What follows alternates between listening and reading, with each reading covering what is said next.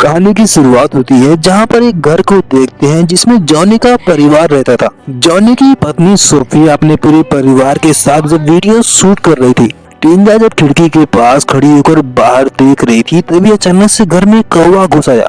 जब इन लोगों ने उस कौवे को खिड़की से बाहर भगाने की कोशिश की तो उसने कई सामान को तोड़ डाला। ये सभी उसे पकड़ने की कोशिश कर रहे थे पर वो किसी के हाथ नहीं आ रहा था। कई कोशिशों के बाद आखिरकार टिंजा ने उसे कपड़े से ढक दिया। जब टिंजा उसे बाहर छोड़ने जा रही थी तो सोफिया ने उसे अपने पास बुलाया। सोफिया उस कौवे को अपने हाथ में लेते ही उससे सर को मसक कर तोड़ दिया। इसके बाद सोफिया ने टिंजा से कहा कि जाओ इसे कचड़े के डब्बे में रख दो। टिंजा चुपचाप उस कौवे को ले जाकर उस कचड़े के डब्बे में रख आई। अगली सुबह टिंजा जब बाहर आई तो उसने देखा कि उसके पड़ोस में कोई रहने के लिए आया हुआ था। टिंजा ने देखा कि रीटा नाम की लड़की अपनी डॉगी के साथ खेलती हुई दिखाई दे रही थी। तभी टिंजा ने जब रीटा से कहा कि क्या मैं इस कुत्ते को छू सकती हूँ। टिंजा जब उस कुत्ते को छूने के लिए गई तो वो उसे काटने की कोशिश की। अगली रात टिंजा जब अपने बिस्तर पे सोई हुई थी तो उसे उसी कौवे की आवाज सुनाई थी। इसके बाद टिंजा अपने बिस्तर से उठी और उस कौवे को देखने के लिए जब उस डब्बे में आई तो कौवा वहाँ से गायब था और उस कौवे की आवाज उस घने जंगल के बीच से आ रही थी। टिंजा उस कौवे की आवाज को सुनकर उस आवाज की तरफ धीरे धीरे जाने लगी। जब वो कुछ दूर और गई तो उसने देखा कि कौवा सामने दिखाई दिया। इसके बाद टिंजा उसके पास गई और उसे उठाने की कोशिश कर रही थी। टिंजा ने देखा कि उस समय वो कौवा जिंदा था। टिंजा जब उसे उठाने की कोशिश कर रही थी, जब वो कौवा नहीं उठा तो उसने एक पत्थर लिया और उसे जान से मार दिया। टिंजा ने उस पत्थर से उस कौवे को बुरी तरह से कुचल दिया था। तभी टिंजा की नजर वहीं रखे हुए एक अंडे पे गई। टिंजा ने उस अंडे को उठा लिया और उससे ले जाकर अपने बिस्तर के पीछे छिपा दिया। टिंजा ने कंपटीशन में हिस्सा लिया हुआ था, इसलिए वो प्रैक्टिस के लिए चली गई। जब वो प्रैक्टिस कर रही थी तो वो ठीक से नहीं कर पा रही थी, इसलिए कोच ने उसे कहा कि अगर तुम ठीक से नहीं कर पाई तो तुम कंपटीशन में हिस्सा नहीं ले पाओगे। प्रैक्टिस के बाद कुछ फ्रेंडों ने जब टिंजा से घूमने के लिए कहा तो उसने साफ इनकार कर दिया। उससे हमेशा अकेले ही रहना पसंद था। इसके बाद जब वो दौड़ते हुए घर पहुंची तो उसने देखा कि उसकी मॉम सोफिया किसी जैक नाम के आदमी के साथ किस करती हुई दिखाई दी। टिंजा ने कुछ भी नहीं कहा, बस चुपचाप उन दोनों को देख रही थी। कुछ देर बाद जैक वहाँ से चला गया। कुछ देर बाद सोफिया टिंजा के कमरे में गई। सोफिया ने टिंजा से कहा कि ये सब बातें सिर्फ हम दोनों के बीच में रहनी चाहिए। इसके बाद वो दोनों कुछ देर तक बातें करने के बाद जब सोफिया वहाँ से जाने लगी, सोफिया ने टिंजा से फिर से कहा कि ये बातें तुम्हारे डैड को पता नहीं चलनी चाहिए। इसके बाद सोफिया वहाँ से चली गई। जब टिंजा ने उस अंडे को बाहर निकाला तो उसने देखा कि हर रोज अंडा धीरे धीरे बड़ा होता जा रहा था। अगले दिन टिंजा जब प्रैक्टिस के लिए गई हुई थी तो उसके साथ में सोफिया भी गई थी। टिंजा जब प्रैक्टिस कर रही थी तो वो ठीक से नहीं कर पा रही थी, इसलिए सोफिया ने उसे कई बार कोशिश करने के लिए कहा।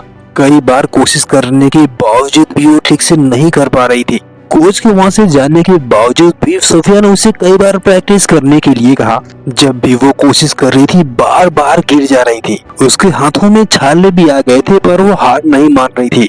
तभी टिंजा ने देखा कि वहीं पड़ोस में रहने वाली रीटा भी वहीं पे प्रैक्टिस कर रही थी। जब कोच ने रीटा से करने के लिए कहा तो वो बड़े अच्छे से कर दिखाया।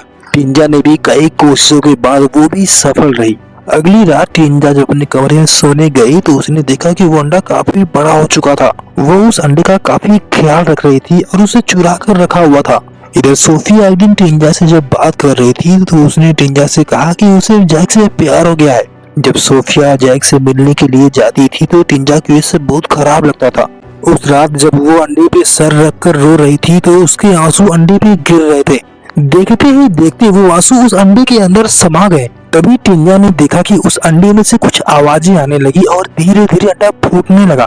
तभी इसने देखा कि उस अंडे में से कुछ अजीब सा हाथ बाहर निकला तो वो जल्दी से भागते हुए अलमारी में छिप गई। कुछ देर बाद जब टिंजा ने बाहर देखा तो उसमें से एक अजीब सा पक्षी बाहर निकला। वो पक्षी देखने में काफी खतरनाक दिख रहा था।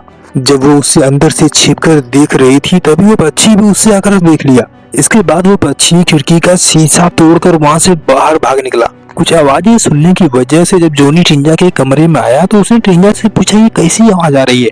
तभी उसने बताया कि एक बड़ा सा पक्षी अंदर घुस आया था। जब वो अपने कमरे में सोई हुई थी तभी उसे खिड़की से कुछ आवाजें सुनाई दी। उसने जब खिड़की को जाकर खोला तो वही पक्षी अंदर आ गया। उससे देख टिंजा एक पल के लिए तो डरी हुई थी, लेकिन वो पक्षी चुपचाप आकर उसके पास खड़ा हो गया। जैसे लग रहा था कि वो पक्षी उससे कुछ कहना चाहता है। तभी टिंजा ने देखा कि उसके हाथों में कांच का टुकड़ा फंसा हुआ था।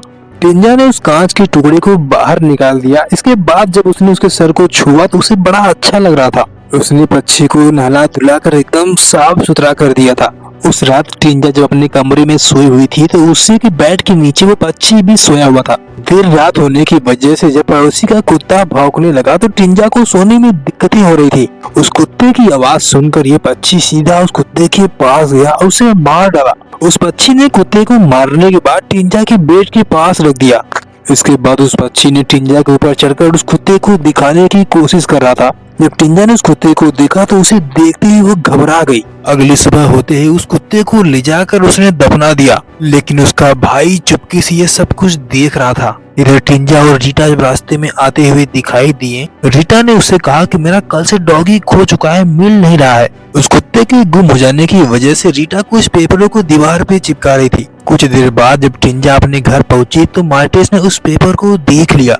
इसके बाद मार्टिस उस कुत्ते को ले जाकर सीधा घर के अंदर रख दिया, जिसे देख सभी लोग घबरा गए थे। उसका इल्जाम टिंजा पर आ रहा था। जब मार्टिस ने टिंजा पर इल्जाम लगाया तो सोफिया ने गुस्से में उससे घर में जाने के लिए कहा। इधर ये पक्षी कुछ खाता भी नहीं था। टिंजा जो कुछ खा के उल्टियां करती वो उससे ही खाता था। उसने उस पक्षी का नाम भी रखा हुआ था एली। उस रात एली को जब ठंडा लग रहा था तो टिंजा ने अपने कपड़े उसे पहना दिए थे। टिंजा के सो जाने के बाद एली रात में घर में घूम रहा था। सीधा वो सोफिया के कमरे में चला गया। उसके ऊपर जाकर वो उसे मारने की कोशिश कर रहा था। तब तक सोफिया की आंखें खुल गई। तभी उसने देखा कि उसके बिस्तर पर एक पंख गिरा हुआ था तो उसे शक होने लगा। इसके बाद सोफिया चाकू लेकर इधर उधर ढूंढने की कोशिश की पर कोई भी दिखाई नहीं दिया। इधर सोफिया टिंजा को लेकर जब प्रैक्टिस के लिए गई हुई थी तो वहीं पर रीटा भी दिखाई दी। रीटा टिंजा से काफी तेज थी, इसलिए टिंजा को काफी मेहनत करनी पड़ेगी। इधर टिंजा के रास्ते में जो भी कोई आता या उससे कोई परेशान करता वो पक्षी उसे मार देता था। इधर रीटा सुनसान रास्ते में जब आती हुई दिखाई दी तो वो पक्षी उसके आसपास आ गया। वो उस पक्षी को देखकर डर चुकी थी, लेकिन उसने मौका देखते ही उस पर हमला कर दिया। एली जब भी किसी को मारने की कोशिश करता रहता वो टिंजा को पता चल जाता था, इसलिए वो हमेशा घबराने लगती थी। कुछ देर बाद सोफिया जब टिंजा को लेकर घर पहुंची तो वो अपने रूम में गई। तभी उसने देखा कि उस पक्षी ने अपने चोंच को बाहर निकाल दिया था। टिंजा ये सब देखकर काफी हैरान थी। वो उससे मिलने की कोशिश कर रही थी पर वो कहीं भी दिखाई नहीं दी। सोफिया कई दिन से टिंजा को देख रही थी। वो काफी परेशान सी लग रही थी, इसलिए वो जय के घर उसे ले जाना चाहती थी। अगले ही दिन सोफिया ने फैसला किया कि टिंजा को वो घर लेकर जाएगी जय के। कुछ देर बाद सोफिया जब टिंजा को लेकर जय के घर पहुंची तो सोफिया काफी खुश दिखाई दे रही थी, लेकिन टिंजा को बिल्कुल वहाँ पर पसंद नहीं था। तभी कुछ देर बाद अंदर से जैक आया। तभी अंदर से एक छोटी सी बच्चे की रोने की आवाज आई तो सोफिया जाकर उसे गोद में उठा लिया। जब जैक वहाँ पर पहुंचा तो उसने कहा कि ये मेरी छोटी बेटी है जिसका नाम हेल्मी है। हेल्मी के पैदा होते ही उसकी माँ गुजर गई थी। रात होने के बाद टिंजा जो अपने कमरे में बैठी हुई थी तभी उसने देखा कि कुछ देर बाद वो पक्षी एली आई। टिंजा ने उसे देखा तो वो एक लड़की के रूप में बदल चुकी थी, लेकिन उसका चेहरा पूरी तरह से बदल नहीं पाया था। तभी देखते हैं कि टिंजा और एली एक साथ सोए हुए थे। जब टिंजा को पता चला कि रीटा तो हॉस्पिटल में भर्ती है तो वो उससे मिलने के लिए वहाँ पहुंची। उसने देखा कि रीटा के चेहरे पे बुरी तरह से चोट लगी हुई थी। जब वो उसके करीब गई तो रीटा उसके हाथ पकड़कर जोर जोर से चीखने लगी, जिसकी वजह से टिंजा घबरा गई और वहाँ से सीधा भागकर रूम पर आ गई। टिंजा काफी रो रही थी और गुस्से में भी थी। जब वो एली के पास आई तो टिंजा अपने गाल पे चाटा मार रहे थे तो एली को असर हो रहा था।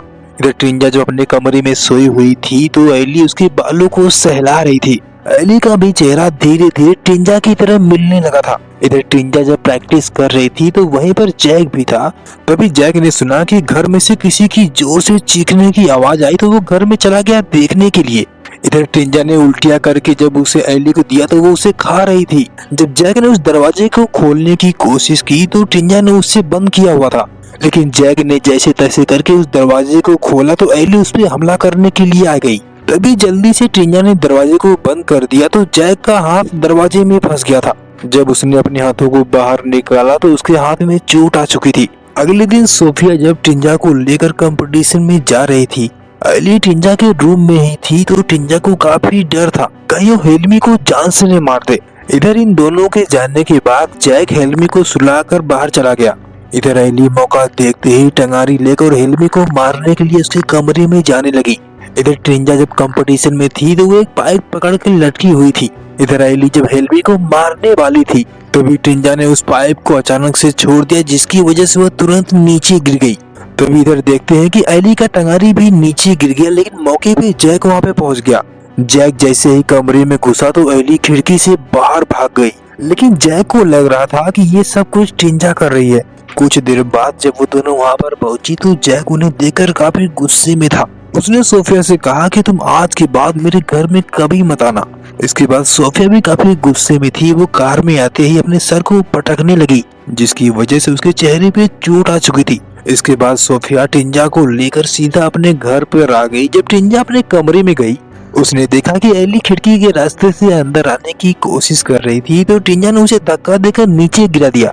लेकिन एली चोरी से अंदर आकर अलमारी के अंदर बैठी हुई थी। तभी वहाँ पर सोफिया आई एली को हाथ पकड़कर दूसरे कमरे में ले गई। उसे लगा कि ये तो ट्रिंजा है, लेकिन असल में ट्रिंजा तो बाथरूम में नहा रही थी। जब सोफिया एली के बाल बना रही थी तो उसके बाल काफी गंदे थे। सोफिया जब कंघी से उसके बालों को साफ कर रही थी तो उसके थोड़े से बाल उखड़ गए, जिसकी वजह से सोफिया घबरा गई। इसके बाद एली को काफी गुस्सा आया और सोफिया से आकर गले लिपट गई। सोफिया के पीठ में वो अपने नाखून को घुसाने लगी। तभी मौके पे वहाँ पर ट्रिंजा पहुंची। उसने सोफिया से तुरंत उसे दूर कर दिया, लेकिन एली फिर से सोफिया पे हमला करने की कोशिश कर रही थी, लेकिन ट्रिंजा बीच में आ गई। जब इसने एली को वहाँ से गुस्से में जाने के लिए कहा, एली को देखते हैं कि वो गुस्से में अपने मुंह को पूरी तरह से फाड़ दिया और वहाँ से दूसरे कमरे में जाकर छिप गई। एली के जाने के बाद सोफिया ने ट्रिंजा से पूछा कि ये कौन थी। तभी ट्रिंजा ने सोफिया से बताया कि वो उसे अंडे से निकाला है। इसके बाद सोफिया ने ट्रिंजा को गले लगाया और 2 चाकू निकाला और वो दोनों एली को मारने के लिए उसे ढूंढने लगी। सोफिया उसे इधर उधर ढूंढ रही थी पर वो कहीं भी दिखाई नहीं दे रही थी। जब वो अलमारी में उसे देखने के लिए गई तो एली उस पर हमला कर दिया। सोफिया का चाकू भी हाथ से छूट गया था, लेकिन वो जैसे तैसे करके चाकू को उठा लिया। जैसे उसने एली पे हमला किया वो चोटी ट्रिंजा को भी लग रही थी। जब सोफिया उसे दोबारा चाकू से मारने के लिए गई तभी ट्रिंजा बीच में आके खड़ी हो गई, जिसकी वजह से वो चाकू उसके सीने में घुस चुकी थी।